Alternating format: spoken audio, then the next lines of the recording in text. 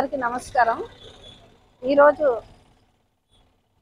నరేంద్ర మోడీ గారు సెప్టెంబర్ 17న ఆయన జన్మదినం సందర్భంగా 17 నుండి అక్టోబర్ 2వ తారీఖు వరకు పక్షోత్సవాలు, సేవా కార్యక్రమాలు అన్నీ జరుగుతున్నాయి।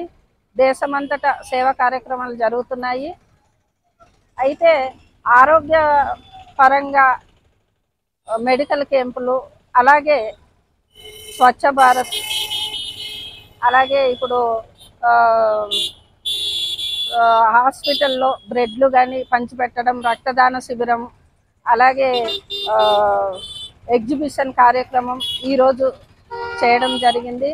అక్టోబర్ 2 వరకు మాకు ఈ సేవా కార్యక్రమాలు మోడీ గారు పుట్టినరోజు సందర్భంగా చేయమని మాకు పైన పార్టీ నుండి ఆదేశాల మేరకు వివిధ సేవా కార్యక్రమాలు చేస్తున్నామండి।